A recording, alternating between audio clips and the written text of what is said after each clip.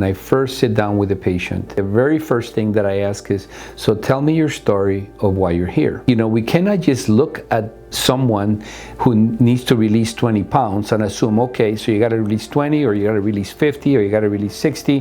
Here, take 2 of these, don't eat this, eat that. That is very surface oriented. Everything that's happening is really happening at the level of the inner aspect of who you truly are. And then I begin to ask questions about, has there been any traumas, any challenges in your life? And begin to try to extract some of those perspectives. That becomes an important part, because ultimately we need to help that individual invent themselves in a way that is going to be healthier. You cannot reinvent yourself if we don't know what to let go. Many times at the very get-go, a person who needs to release 70 pounds, they're 220, instead of saying, I want to be 150, they will say, oh, I just want to be under 200.